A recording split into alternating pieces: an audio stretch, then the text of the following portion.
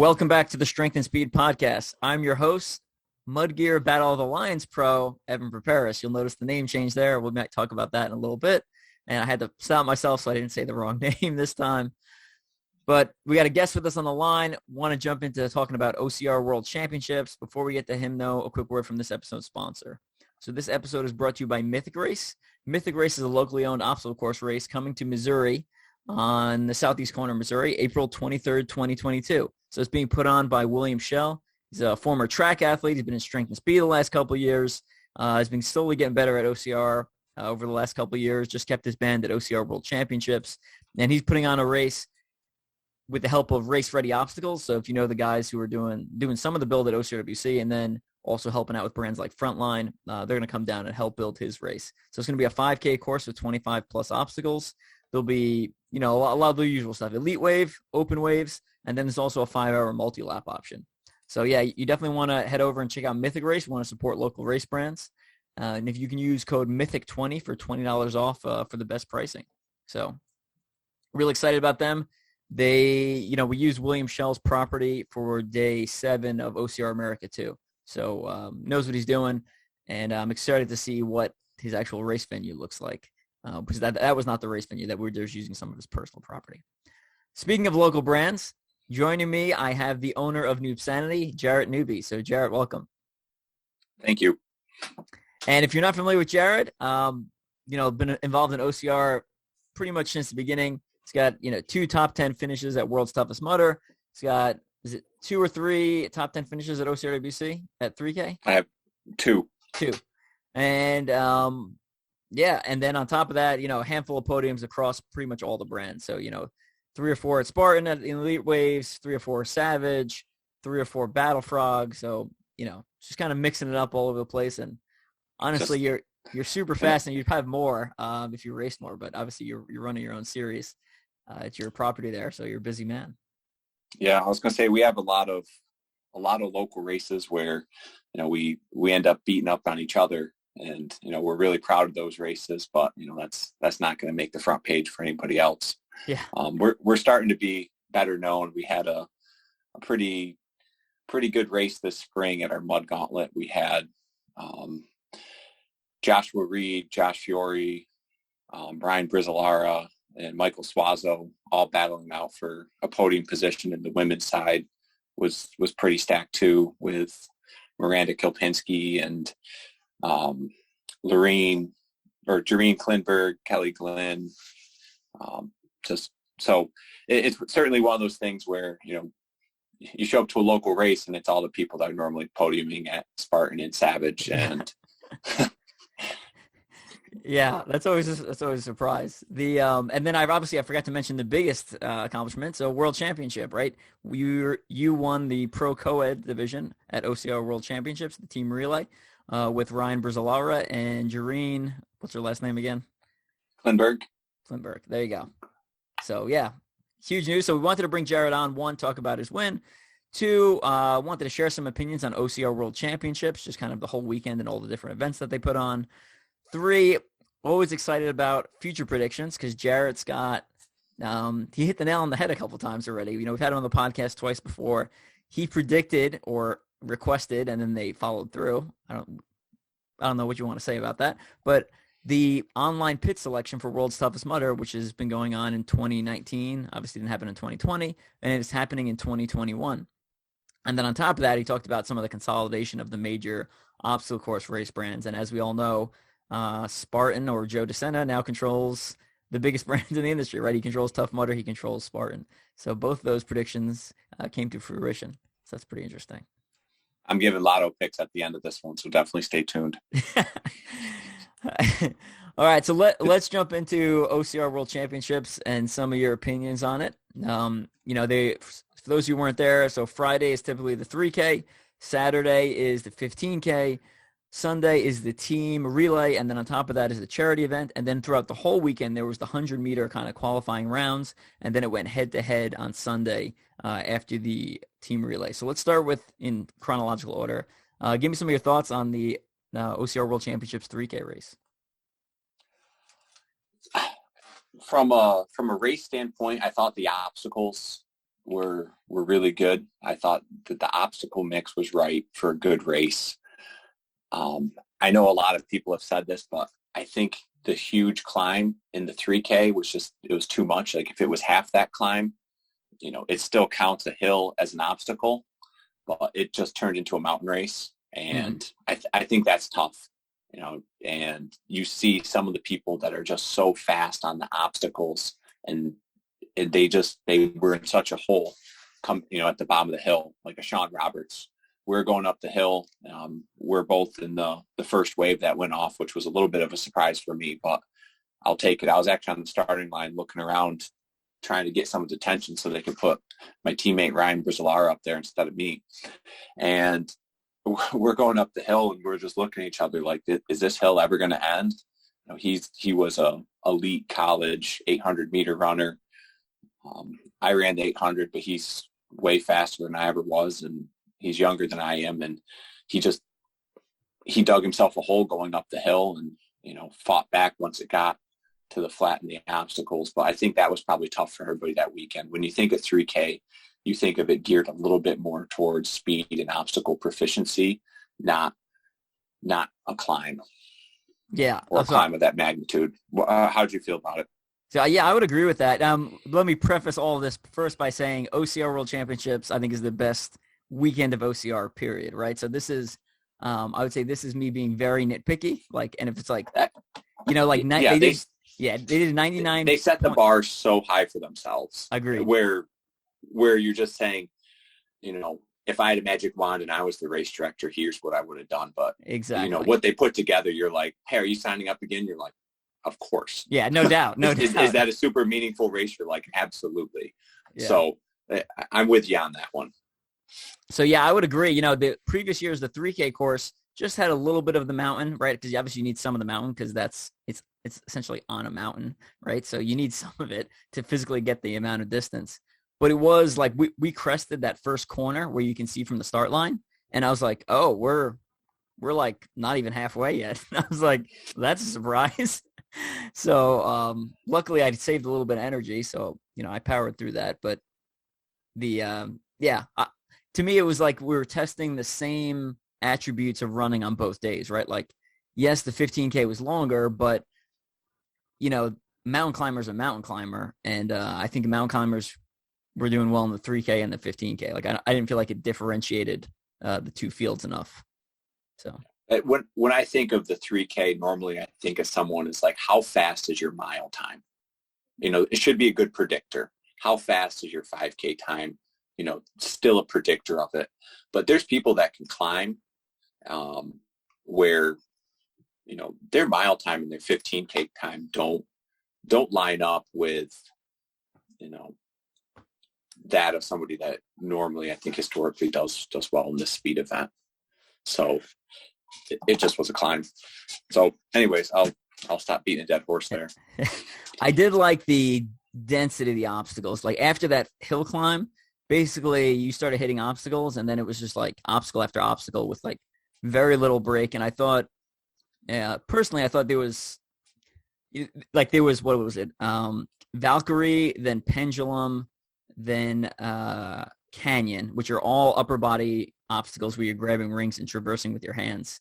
But to me, they weren't so hard that like if I failed, I couldn't get back in line and kind of shake my hands out and try it again.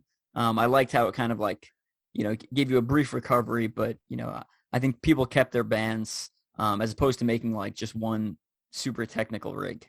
So, yeah, I thought that was interesting. And I really like this on the 3K, and we can talk about it for the 100 meter later, but I loved how some of these obstacles were set up in the 3K, and you could do it in the 15K. You're just a little more gassed, where you could jump in and you could skip some stuff. Yeah. Because I think that really puts the advantage to the obstacle specialist where, if you're Leon Kofed and you, and you're able to gain 5 seconds because you leaped into this thing and lashayed through it, like that's meaningful on a 3K. And it was set up in a way where you could do that. So Urban Sky, you could just launch yourself, skip some of the first bits of that one. Same thing with Valkyrie. And even on Canyon, I saw some people just taking these wild dives to the low ring, swinging underneath. And that was before it got raised. Like some of those guys at the top of the pro field were doing some cool stuff and making up some time there. Yeah.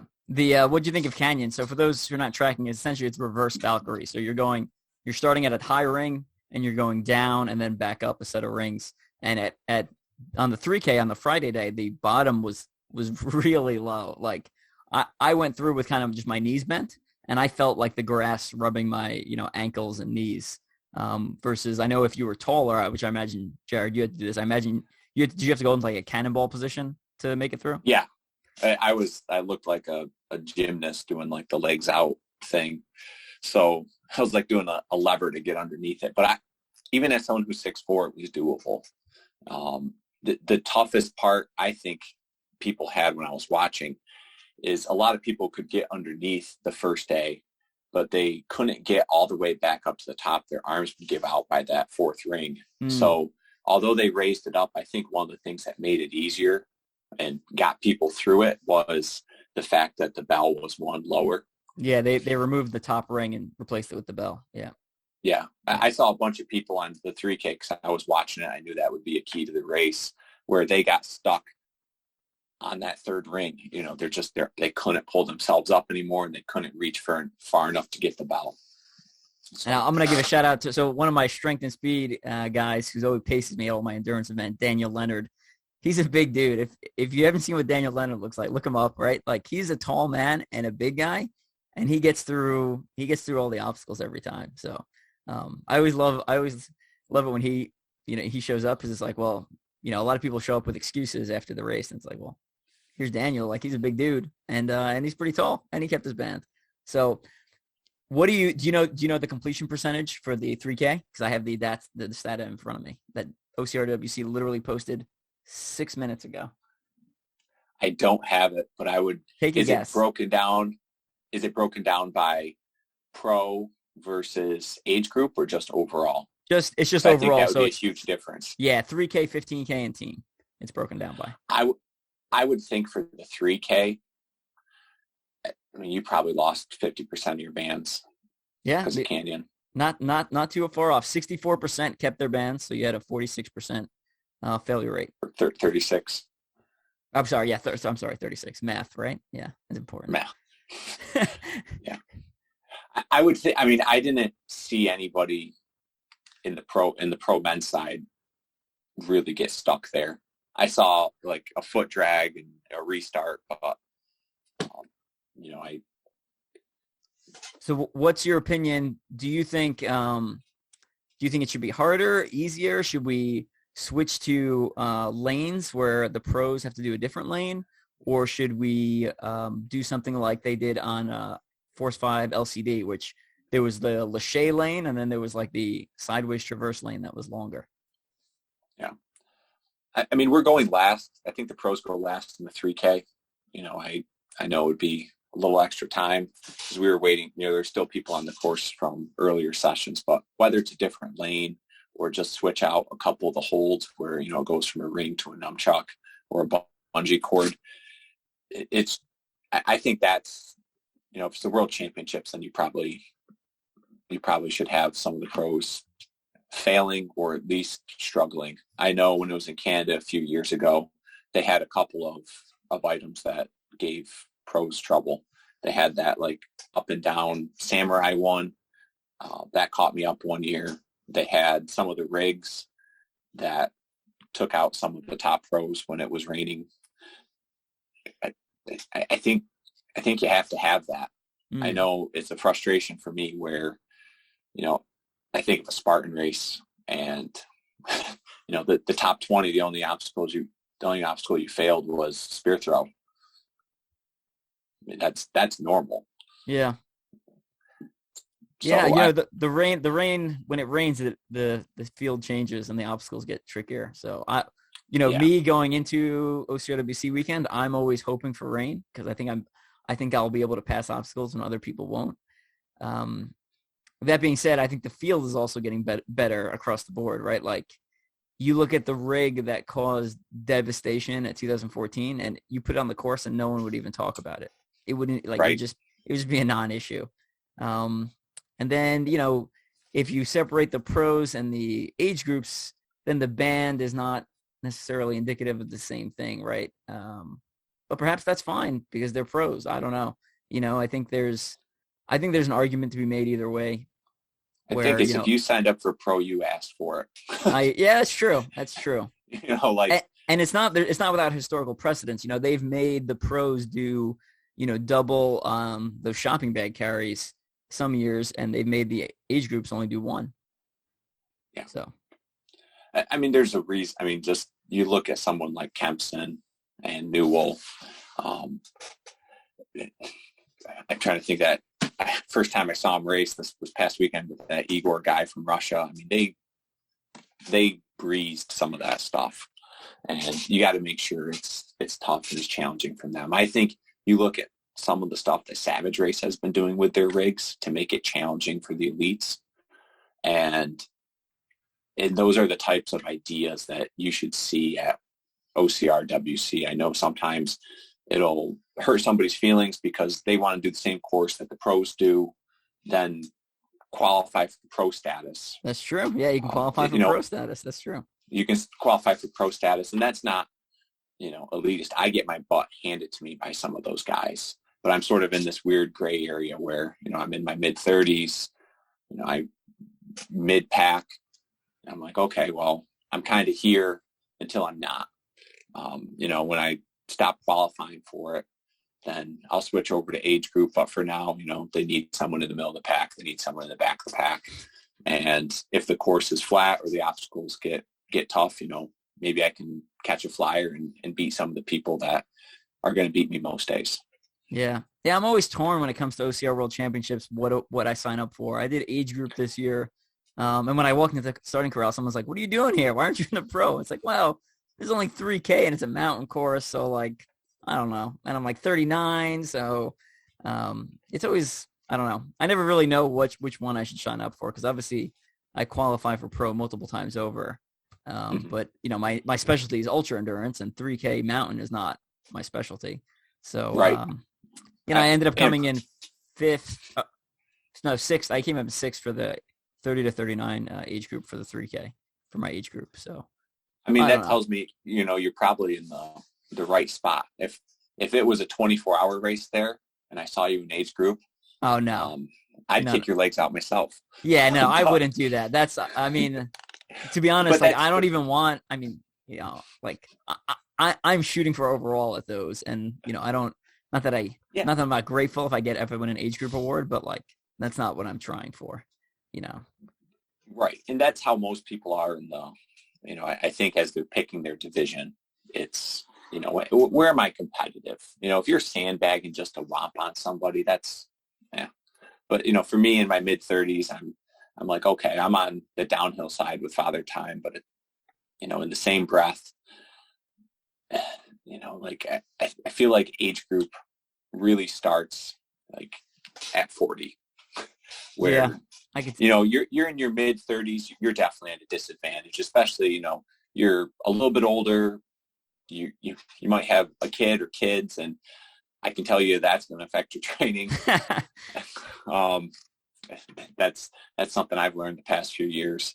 But, you get to 40 and like there's just enough of a drop off that comes with age where unless you're like, Meb running marathons, like it's time. It's time to start leveling the playing field based on age. But before that, you see it's like, I won the 25 to 29 division. I'm like, great, you should be in pro. Like that's not an age group to me.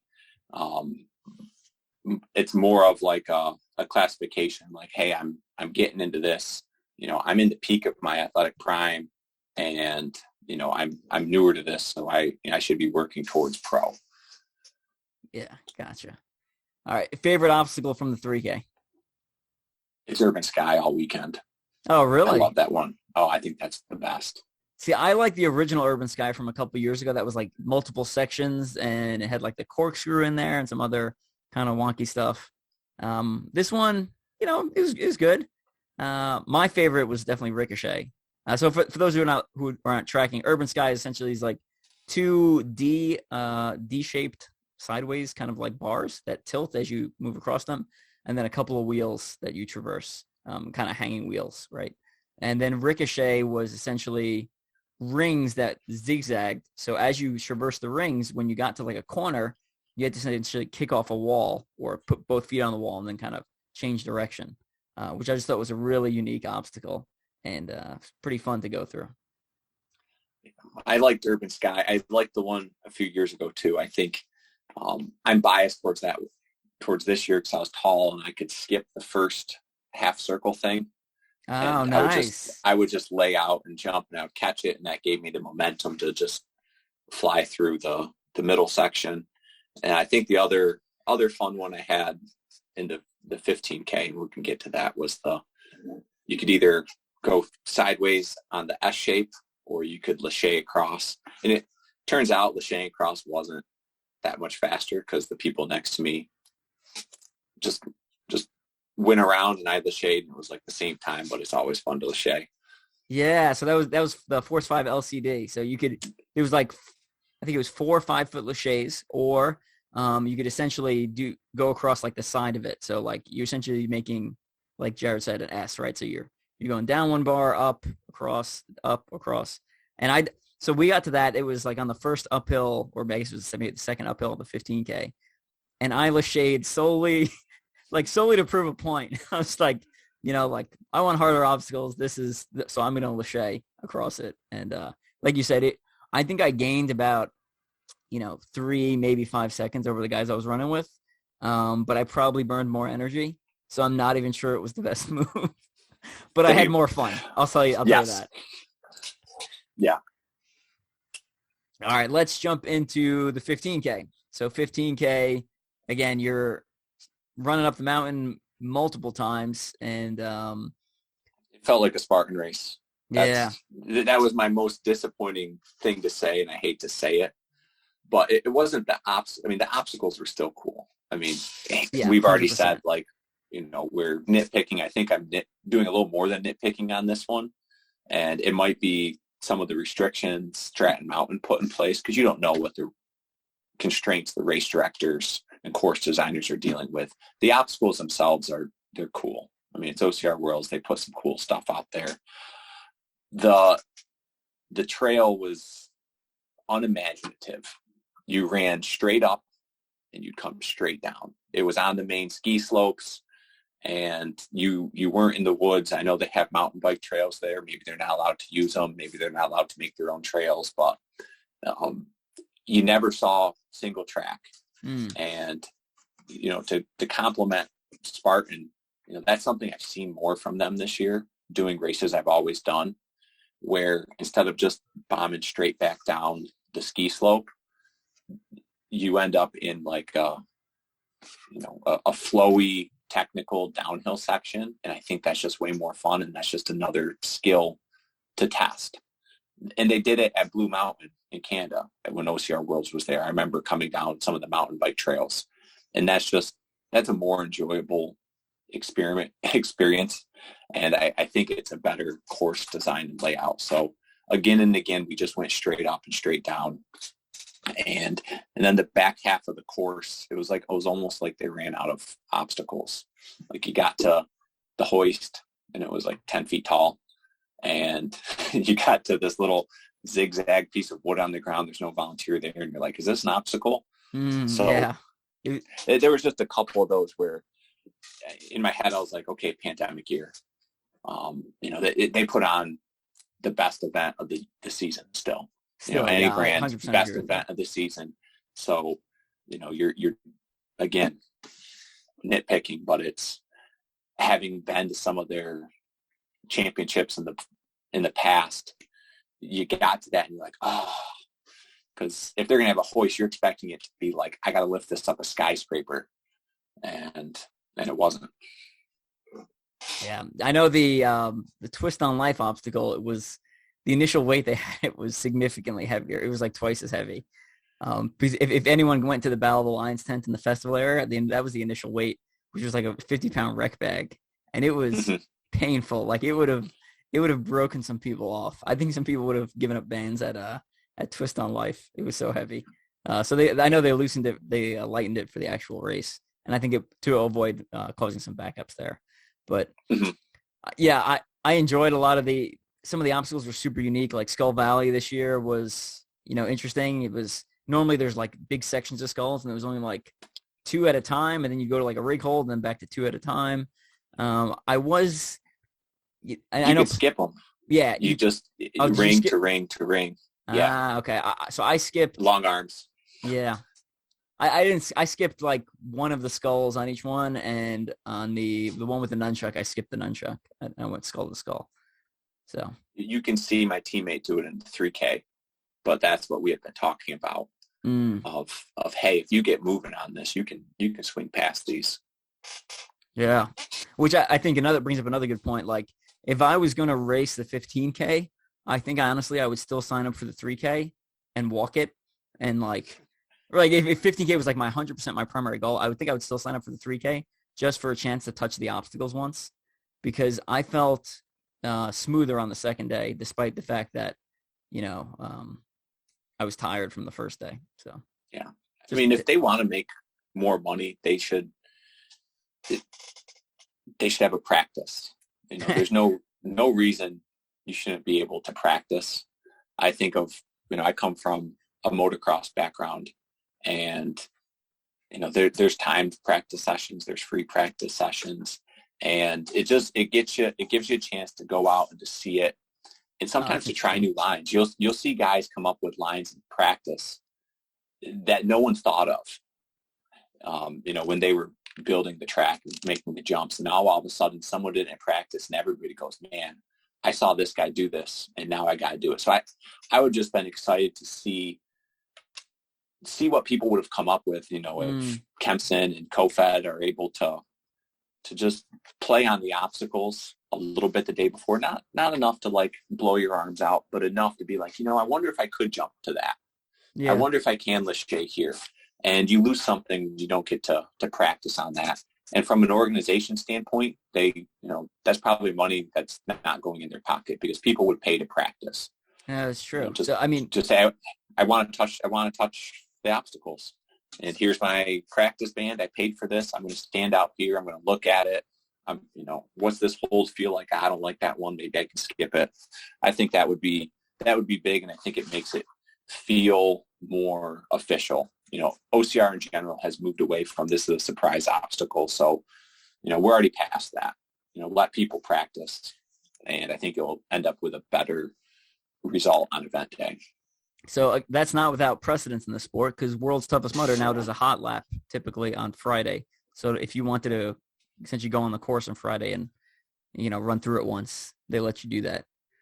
So and you're doing 10 to 20 laps. So you're going to figure it out anyways. It's like, hey, just in case you want your first lap to be extra squeaky clean. Now, do you go ahead and take that hot lap, or are you confident enough? Hell no. No, you're going to see those obstacles 100 times, man. Like that is not needed. Yeah. But for a 3K. For a 3K is a different story. That's a very different story. Yeah. World's Toughest. That's, I warm up for every race I do. I'm running a 5K. I'm usually running a 5K before, at least. You go to World's Toughest, like you warming up, you're like, yeah, my first 2 laps. Exactly. I lay on my back until as late as possible, and then I go sit in the corral, and then I stand up. Lay down there. Yeah, I stand up basically as soon as they make me stand up to start the race. Like you'll see me at World's Toughest sitting down in the corral. You'll see me at Toughest doing the same thing.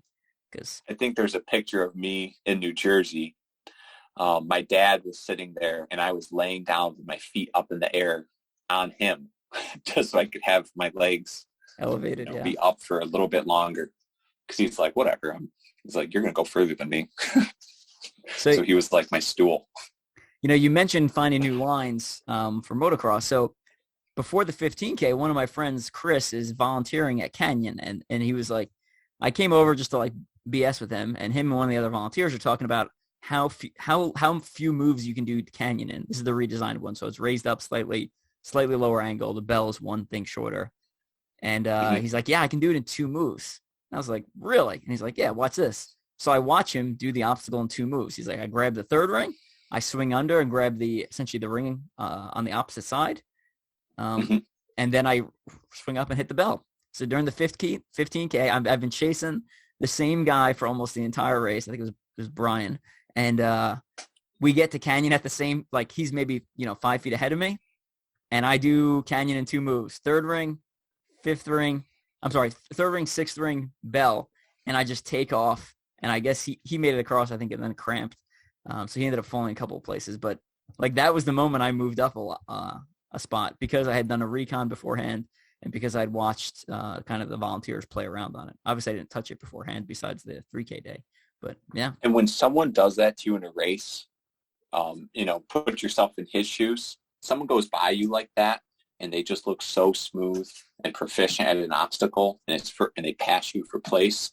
Just there's that little part of you in your head that goes, I can let him go. Yeah. Like that guy's fresh. So not only did you do the obstacle fast, there's a little bit of psychological gamesmanship that goes on there. I know 100%. My college coach, and this was I'll tell you this story in the team relay one, but my coach in college was a huge proponent of, he was like, if you're going to pass them with authority. He's like, first of all, you should know your body where if you're passing them, it should be a move where they're not going to pass you back. Yeah. But if you're not sure and you're trying to play that game, maybe to break them because you don't know how much you have left, he's like, it's like pass them like this is the easiest day of your life. And they're going to question everything. They're like, does he really feel that good? So yeah, when I got across the rig ahead of him, the canyon ahead of him, I turned it on, right? Like there wasn't much left in the race, but I was like, this is my moment, and I just laid it all down as hard as I could. It was like as soon as he loses sight of me, I was like, I think it's a lot harder to chase someone when you can't see them anymore. So, you break sight on them, gone. I do the same thing if you've read my book, Ultra-OCR Man, or I think I may reference it in the Mudrun Guide's Ultra-OCR Bible. I do the same thing in, endurance races, right? Like when I pass someone who I know has been ahead of me, I'm always like, yeah, I'm feeling great, Even if I feel like absolutely terrible, I'm always like, yeah, no problem. Or, I've been at endurance races that are smaller and, I had someone's girlfriend be like, oh, Evan, how many more laps you can do? I'm like, yeah, I think I could squeeze in like 3 more before we run out of time. And in my head, I was like, I'm doing 1 more and then I'm absolutely giving up. But I wanted to send the message that I was going to do 3 more. So the guy in second would be like, yeah, I'm not chasing that. So. Right. Yeah. Sarah Corbett did that to somebody this year at the 12-hour fit challenge. Did she? Where this person in second probably has no chance of even getting 1 more lap, but she comes through the line with a pretty decent lead and ends up doing half a lap in time. So as they're finishing their lap and deciding, should I start one? Because they had like 5 minutes, they could start 1 more. She was like halfway through the course, like jogging across. So they knew she had half a lap on her. And the person, was like, I'm done. And they turned it in. And Sarah's like, I'm done. That's funny. But if she's sitting in the pits, all of a sudden they would have gone, look, if I do this lap, I win. Yeah. So instead she was like, I'm going to do the extra work to, make them look over and go, nope, she's got it. And they did. Nice.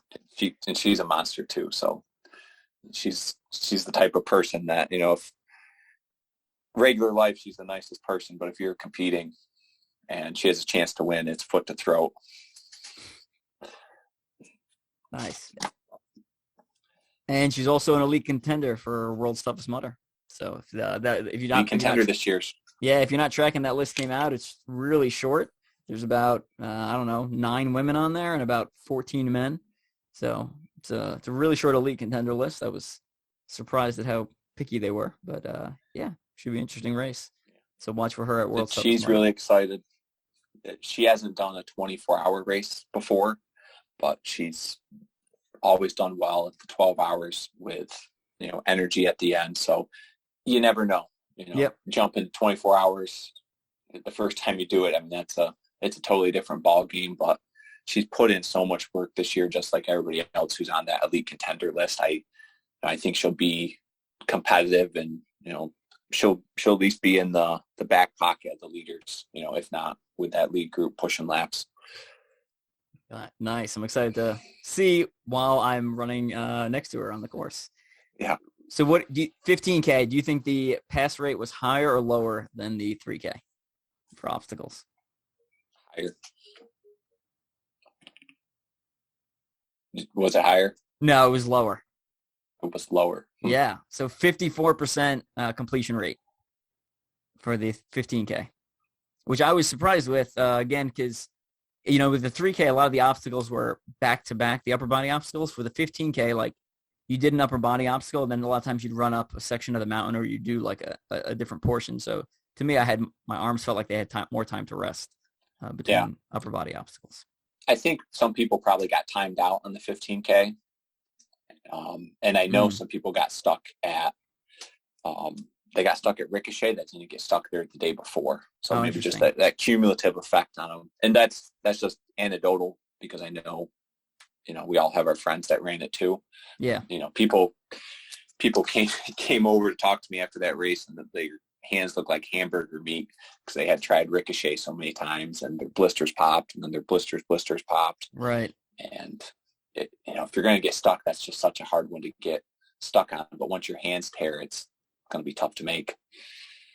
Yeah. So, I mean, looking at these completion rates, 64% for the 3K, 54% for the 15K, like before the race or before seeing those statistics, I would say in Evan's opinion, because of the group of people I hang out with, and, I'm hanging out with people who do Battle of the Lines and Conquer the Gauntlet, and you're hanging out with people who do Newbsanity. Like, my initial reaction was like, I thought it could have been a lot harder. But the completion rates tend to paint a different picture to me, right? Like, I think that's lower than what they generally wanted for those completion rates, right? Because, obviously they want to hold a world championship and they want it to be legitimate, but it's also a business, right? So if there's people are getting their feelings hurt and they're not coming back, then there may not be a world championships if you don't chase away all your business.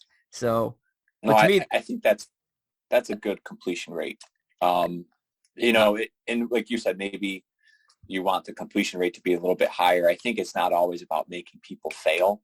It's how do you create an obstacle where if you have elite fitness or elite obstacle proficiency, you're faster. You're faster to a point where it balances out for some other part of the course. You're making up 10 seconds on an obstacle, like, okay, well, maybe you don't have to run as fast. And I think they had some obstacles on the course where you could do that. As we're talking about with like pendulum, where you could kind of launch into it, where Kempson made that pass. You've seen the video. You jump to the second. So you run, I think it was for the lead. So where you run and you jump, you skip the first ring because with how it's set up, you got to take at least a pump. Right. Well, he skips the first ring, jumps to the second, and goes right to the bar. He's probably through that obstacle in 3-4 seconds. Yeah, and, nice. And as a tall person, that's what I was able to do. And I'm generally pretty good at obstacles. But, that's an obstacle that's not impossible for people to do. People probably aren't losing their bands left and right on it. But even in the pro wave, boom, we just had a significant race move because of how the obstacle was set up. So it's not always about making people fail. It's how are you rewarding people that are very proficient with obstacles to be able to do it fast. I like it. I think that's a really good opinion to have on obstacles. So on the pendulum, because I saw David Mainprize demonstrate it on the video on the Facebook OCR athletes group, I jumped to the second ring. And as I'm going to the second ring, I'm like, that's really far. So actually, as I passed the first ring, I kind of gave it like it was like right in front of my face, and I kind of pulled on it a little bit just in case I completely whiffed on the second ring. And so I moved across that one pretty smoothly on day one. On day two, I was tired, and I got to there, and I was like, I'm not jumping to the second ring, because I don't think I can make it at this point after running up and down the mountain. And then they also had on the 15K, they had the primes, they were calling it. So there's a, ranking for, first one up the mountain, it's kind of like 60% of the way through the race. You kind of climb from base to top. They had a descending timing chip, and then essentially they had a rec bag carry. So they had 3 different primes that you could essentially win. Did you look at your results for that, Jarrett? I didn't. No. Okay. So yeah, if anyone hasn't seen it, go to your results page and click on your name, and then it'll show you the breakdown. So, I came in. I thought it was a cool idea, though. Yeah, I thought it was super cool. So I came in 5th for the 15K in my age group, and my primes were I think my primes were like 4th through 6th. So it was right. It was pretty accurate to I guess the pace I was moving. So, but I think that's cool. That reminds me of cycling where they have the sprinter's bib and the climber's bib. And I think that's a cool thing to have. I would love to see more of that, whether it's in OCR World Championships or even other brands that rewards people who are doing something remarkably well that may not be able to, win the overall. Yeah, I thought it was cool. I thought it was a cool idea. Of course, it was like the never-ending climb, but so big. But if you're going to reward someone for climbing, that's the place to do it. That was all mountain, so that was cool. So one of the guys I was running with said it took us, and I didn't check my watch. He said it took us 36 minutes to get from base to top, which I can probably check on the thing. But that is 25% of my race. So like 25% of my race was this one climb going from the base of the mountain to the top of just death marching up the hill. So kind of rough there. I'll give you. So apparently, as we're talking, I decided to go look at my primes, and I'm trying to see how I read this. So I was 17th on the climb, which, I'm going to get wrecked on some climbs. I'm a bigger guy. Mm. And oh my gosh, they're so fast. And Peregrine, that's the descent. Third. Yeah. For people. King of the Mountain finished, Peregrine start. So I was like 12th or 13th. And then for rec bag, I was 6th. So that feels about right where I'm up there for rec bag and down for climbing. And what was your overall finish? 13th. Okay. So yeah, that's again kind of right in the middle of where those 3 numbers are. Right. Yeah. I mean, it makes sense. And I'm so gassed by the time I get to the rec bag on the 15K. I'm like, this is going to be rough. Where on the team relay day, you start with the rec bag carry, and it's only a 2K. So, I'm going. That's where we're rolling. You can kind of see your splits in the team relay, and I fared a lot better than that. Oh, I got to look at my splits for the team relay. I like that. So you can compare yourself to other strength legs, right? If you actually pull up the data. Yeah, so then there was obviously the team relay on Sunday. You ran co-ed with Jarrett and Ryan Brizzalara, and you guys won, right? So world champions, no big deal. No big deal. The completion rate. The completion rate was 61% for teams at the. So go ahead. What were you going to say? I was going to say they were, someone popped us quick for an interview, and they're like, who are your sponsors? Because they had just talked to the Denmark team, and they're like, oh, Innovate and Red Bull. And I was like, Folan's Lumber and Plano Physical Therapy, plugging some local companies that have really helped us out. But at the same time, unless you're coming to Binghamton, it's probably not their target market. So it was just kind of funny where it was like, I was like, oh, Innovate Shoes about you. And they're like, the physical therapy office we go to when we hurt ourselves. Yeah, I'm going to go out of my way. Things with the physical therapist. And that's your physical therapist. That's a friend. Is that the same one that you were telling me about? Yeah, it's like full circle physical therapy. He comes up with a bad idea. We hurt ourselves doing it. We go to his office. I love it.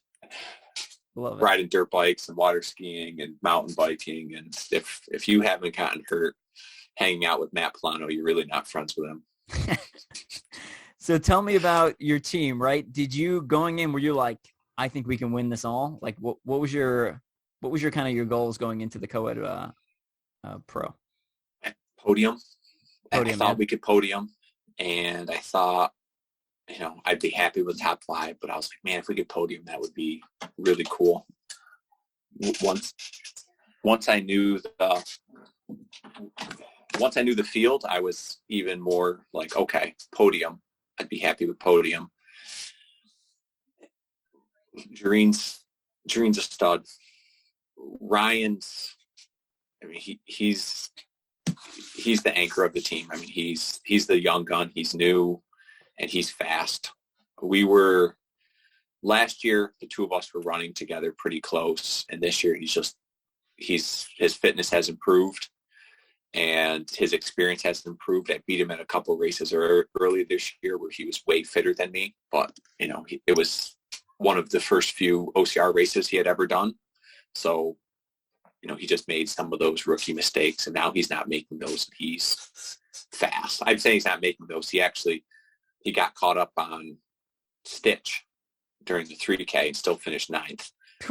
But he did it 5 times. What? That's insane for a 3K and still finishing that high. That's literally insane. Yeah. It shouldn't be possible. It makes more sense when you see that he ran the fastest technical leg segment of the day by like 40 seconds. So he put 40 seconds into Leon on the technical segment. He ran it in 12:12. Insane. I don't know what. I first met Ryan when we did OCR America 2, and we came to your property, and he helped pace me on both days. And I remember talking to you when we were up there, and you're like, this kid's going to be huge. Like we're about to make some waves in the sport. And then obviously 2021 got shut down, so there was no waves. No waves. 2021, yeah, he has been. I mean, he won a Savage, right? I mean, two of them. Two Savages, and he's been killing it, right? And I know he's not just fast, right? Because if he trains with you, I know what you're doing for optical proficiency. Yeah. So he's going to get very good as far as optical proficiency. He's better than me on the obstacles, hands down. Stitch was just, he didn't know how to do it. He started in I think the 3rd wave, maybe, or 2nd wave, and he was so far out in front of everybody in his wave that he got there, and the volunteers kind of explaining it, but he's never seen it before, and he was like, yeah. And he didn't know what he was doing. So someone else got there, he saw him do it, and then he did it. That's what happened. And I was like, oh, I felt bad as someone who's trained in that. Because we talk about all the obstacles, but it never occurred to me that he'd run into an issue with it because his grip strength is so strong. But it was just a technique thing, and 15K he breezed it first try, and it's just one of those things where it happens. But he's super fast. Jareen ran the leg of her life. That carry at the top of the speed section helped her out a ton. She's obviously fast, but her strength is her biggest attribute that helps her out, and she was able to stay within a minute of Ida from Denmark, and that put us in the race. So she brought it down the hill in 5th place, and she was running with girls that had podium the day before in the 15K and had beaten her by a significant amount of time in the 15K. And we always joke around like Jareen has 2 levels. She has regular Jareen and she has angry Jareen, and she went angry Jareen and just did a suicidal downhill segment to get to the handoff zone, catch back up, and hand it off with us in position. And then I was able to run the strength leg. I think I did it in like 1850. So it was showing as the fastest, but really anybody who saw the coverage knows Ian ran it faster. He just ran off course because the volunteers sent him off course. So, if he doesn't go off course, he probably has the fastest leg, but I still put down a time that caught us up and put us into it. And then we gave it to Ryan, and he takes off, and everybody's waiting at the last handoff zone for Leon to come over the hill. Because he's Leon, and even coming back from an injury, he's going to be fast. So everybody's waiting for him. And then Ryan pops up over the hill, and I'm like, told you so. we jump out and finish it. I was so excited. I mean, I know you guys from before, so it's always better when you see your friends do well at races. So it was awesome. And I knew once they did the handoff, I was like, oh, they're gone. No one's catching them because they're not going to have any issues in this last little segment. And the three of them are fast. So let's talk about a little bit about the future, right? Like future starts. How much potential does Ryan have, right? Like is Ryan going to be top 3 Spartan World Championships? Like what like where do you see his potential taking him? And I know for anyone who wants to hear directly from Ryan, he was on the Obstacle Running Adventures podcast.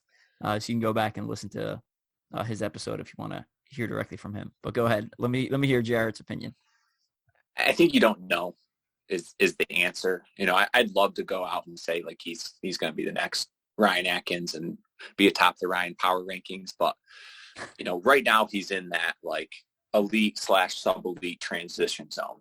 And he's made such big strides in the last year and a half, and he has this underlying speed. He was a very good runner when he was younger and before OCR. So he has that background where, you know, maybe he does take that next step. I kind of think he's already there where, you know, you put him in a race with the big dogs and, you know, he might not be winning, but he's in their back pocket or he's fighting for a top 10. But to get to that next level of a Ryan Atkins or Ryan Kempson, we don't know. He needs to work on his mountain climbing ability. And that's something where we have hills around here, but we don't have the mountains. So we've talked about that as part of his training over the next year. And he was a personal trainer. So anybody that's looking for training, he does training too. So he has a good idea of what his, you know, the areas he needs to work on. And it'll be interesting to see with an actual race season he got to have this year, and we have an off season coming up, what changes he makes. Nice. So, and I'm trying to get him people to run with. So I know people aren't usually so focused on the age group race at a local Spartan, but there's the Spartan Tri-State this weekend in Vernon, New Jersey. And we have a guy running age group because you have to go through the qualification status to run elite for Spartan, but he's elite. Yeah, absolutely. he's elite level. And I mean, you don't finish top 10 in the pro wave at OCRBC, and you're. Oh no, this isn't Ryan. This is a new guy. Oh, new one. Okay. I have a training partner for Ryan because he's too fast for me now. So he's quick, and he was like, well, you know, what are my goals? And I was like, well, depending on how many obstacles you fail, because you'll fail some, and we're working on that. I was like, your goal's a top 10 time for the weekend. From, you know, I want Spartan to rethink their elite qualification rules every time one of my new people starts. So it was Ryan last year where he broke the age group system, and hopefully it's Matt Gill this weekend. All right. So that's same question, but focused on Jarrett. Right? Because she finished top 10 both days. Is that right? For 3K and 15? No. I think she was just out of it for the 3K. Okay. Yeah.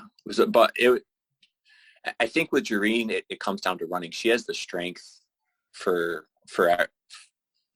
you know, to compete with any of those women. Obstacle proficiency, she can compete with any of them. I think it comes down to running and sometimes injuries. I think injuries catch up to her when she starts putting in big training blocks. And, you know, that's what she's working on, trying to work through how do you increase the volume and still maintain that level of strength. And tricky. And then our other secret this year is we started working with Brandon Hudgens. So he's one of my college running buddies. I think he has a mile PR of 3:54. So he's got some wheels, and he's been working with Ryan and Sarah and Jareen to focus on the running side of it. You know, they all know what they're doing, but it helps to have that person that you can talk to and you can trust from a coaching standpoint to just bounce ideas off of and say, hey, this is how I'm feeling. What do you think? You know, I was going to do this workout. What do you think? Or him providing workouts for them to do and then talking about it and understanding the why behind it. I think he's really helped them, you know, turn it up a click or two on the running. And that's such an important part. Yeah, absolutely. Like I've said before about your running group there, I think Newbsanity is the best like running group in the OCR running group in the country. not only because like we were talking about some of the elite levels, but right, you have people from all age groups and all ability levels. So it was just a really fun community. And I definitely want to make it back up there for one of your actual races instead of just me coming up and multi-lapping your courses when I feel absolutely terrible. Well, our mud gauntlet, I think it's on May 14th this year. So we normally do a single lap one, and you'll have some people absolutely flying for that. But in the past, we've done a 4-hour that goes with it, and that's fun. And I think that's, helps make it worthwhile for someone to travel regionally for it. But one of the things that I've always thought is cool, they do in trail racing, and we're going to try it this year. We're going to try like a last man standing afterwards. So that has your name written all over it. Nice.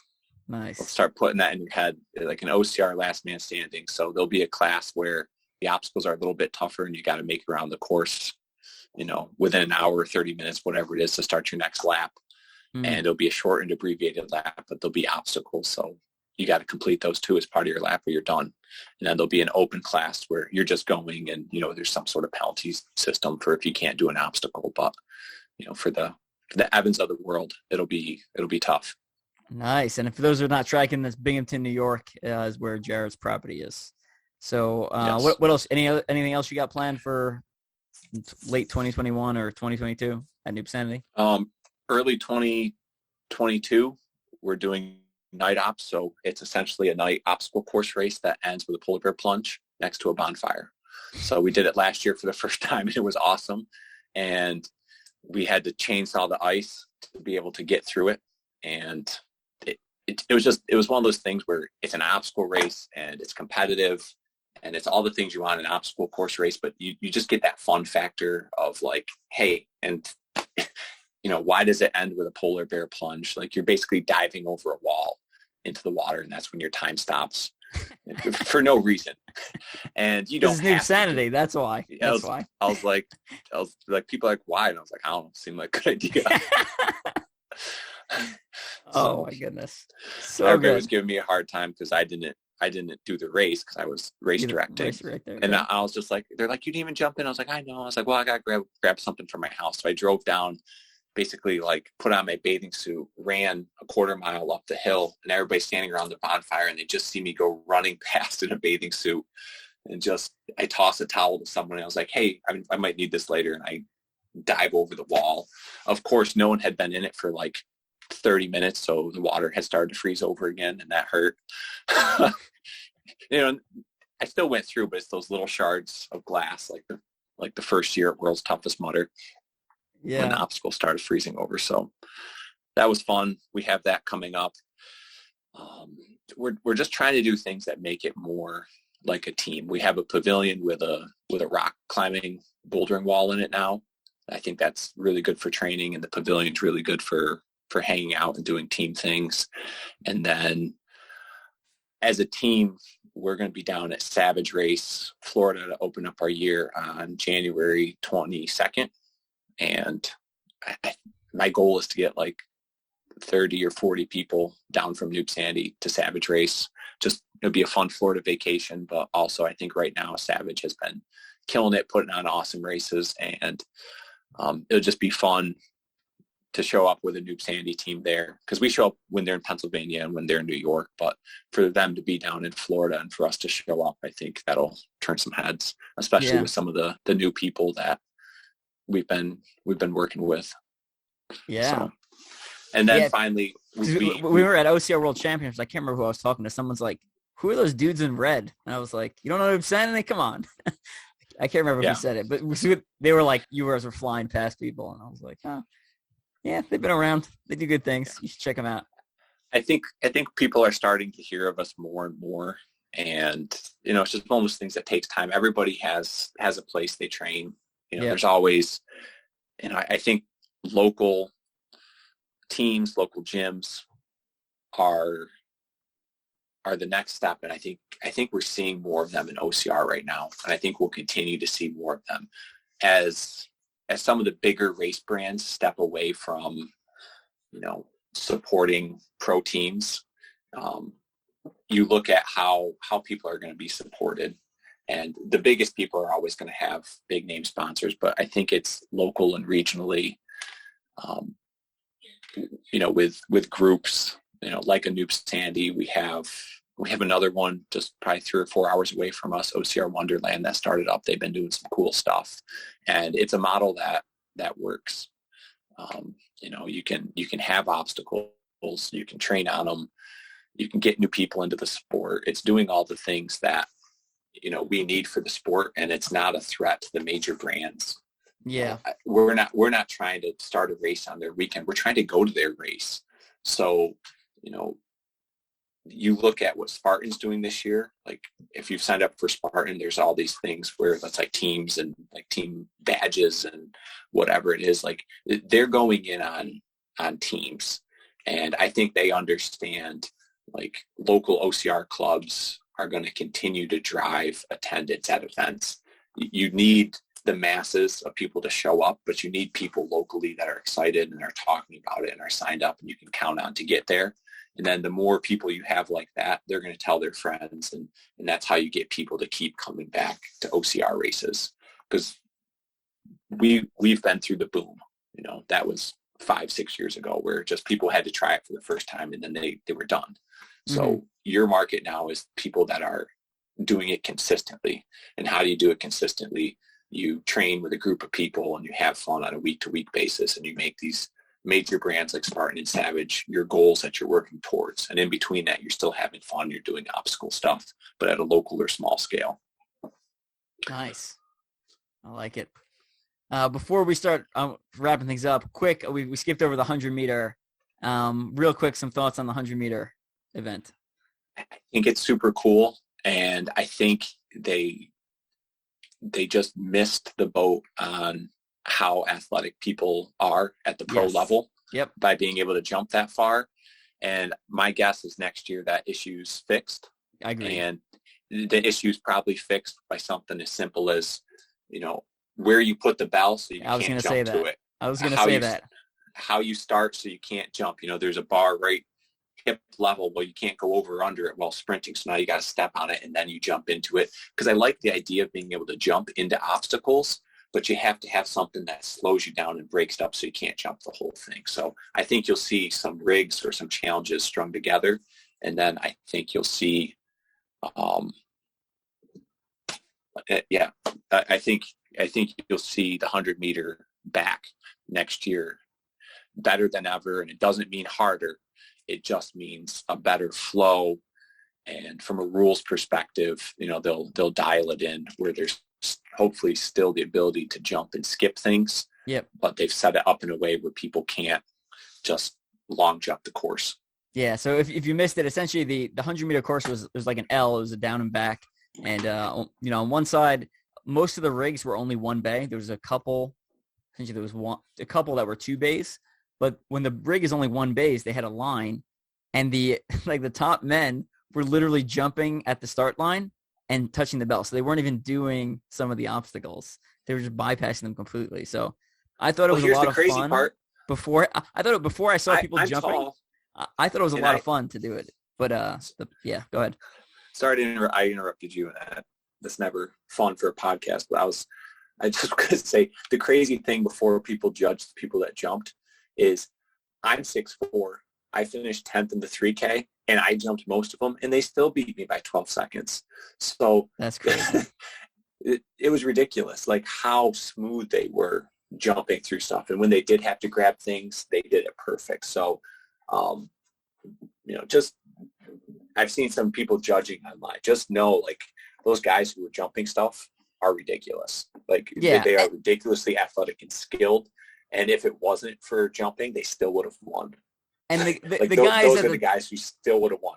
Yeah, the guys at the top, it wasn't like, oh, it was just some random dude jumping. Like, it was like VJ and Joe Moravsky from Ninja Warrior, and it was Benny Gifford, who's like known for a short course, right? So it wasn't just like a bunch of random dudes jumping past. Like, these are guys who are already at the top anyway. So, but yeah, definitely need some refinement. And it was a lot of fun to just kind of run through. I ran it on Sunday morning, which was, my arms were pretty tired, I'm not going to lie. So I felt like I was less smooth than I could have been. But, it was fun to kind of go through and, jump 2 or 3 holds in and do a couple moves and hit the bell and keep running. I'm 5'6". I cannot jump to the bell. That was 100% not happening.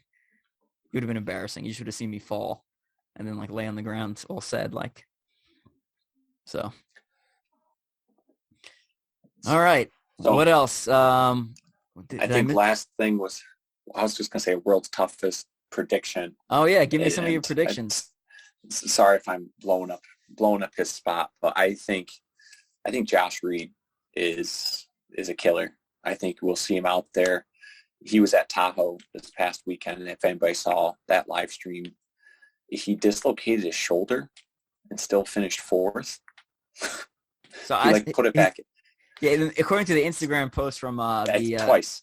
Twice. He dislocated his shoulder, put it back, kept running, dislocated again, put it back again, and then finished fourth, I believe, at Tahoe. Yeah.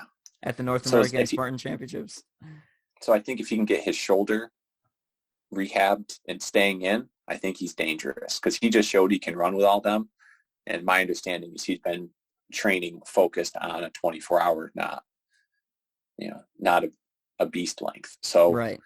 It still carries over, but I think he's in the hunt. And I think he scares some of those people in the front pack this year. And the wild card is going to be his shoulder.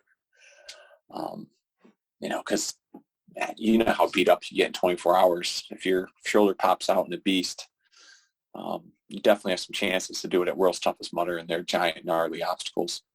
Yep, absolutely. And then my last thing is last year we did a joint event with Fit Challenge, and it went awesome. I think people really had a great time with it, and just working on some details to try to make sure the 2022 version, when we have it, it'll be different than what we did this year. We want to do something different every year. We partner up with Fit Challenge just so people are like, if they missed it, they're like, man, I missed that. Like, I got to go to that. These guys, are two of the best independent obstacle course races. So if they're teaming up for something, it's going to be one of a kind, and it's going to be different every year. So you can't miss it. Yeah, I need to put that on my calendar.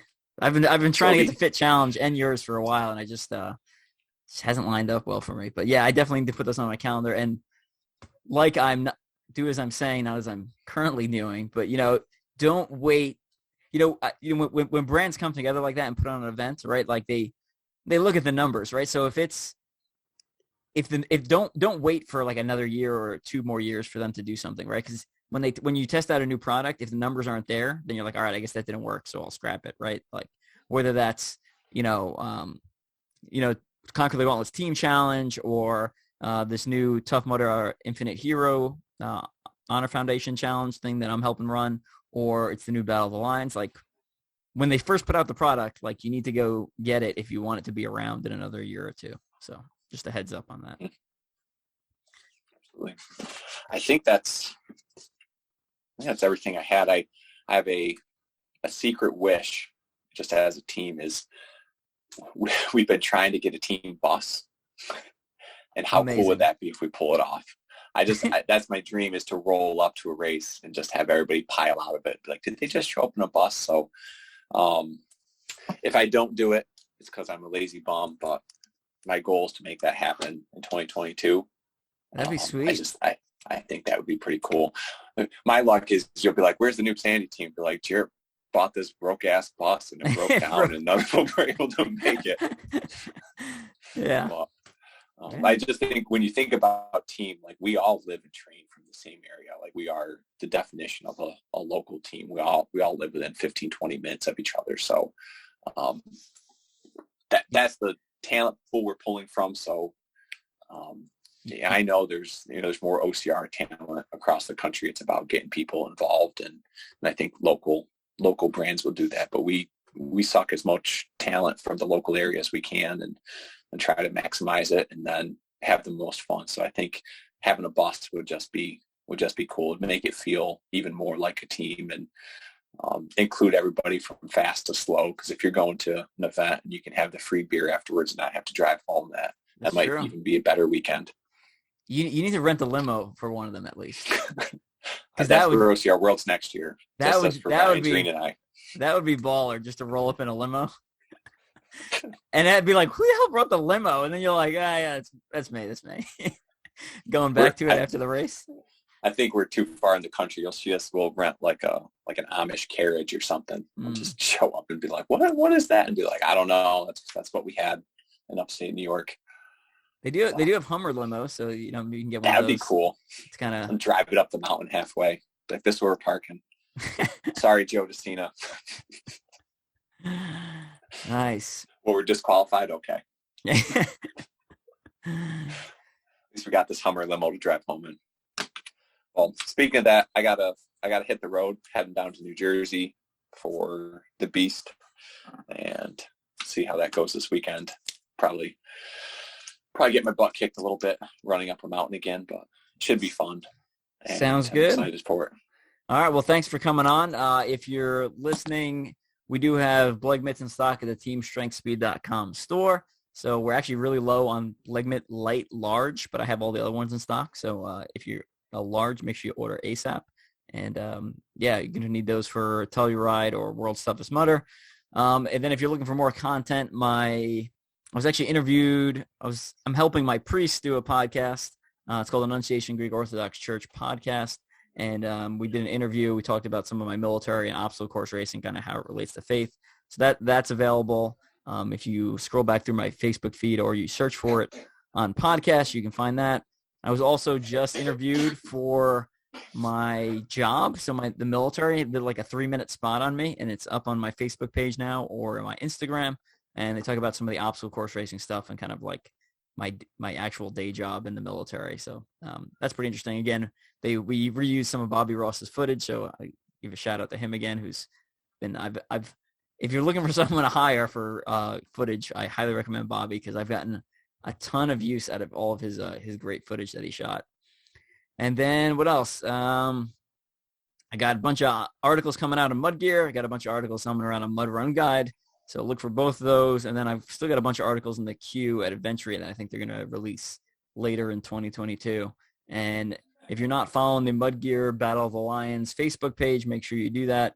Release technique videos and stuff like that every Tuesday. And then if you didn't see the changeover announcement, right, so we took our pro team, our Conquer the Gauntlet pro team, and we changed over to Mud Gear Battle of the Lions, which I stole that idea directly from cycling, right?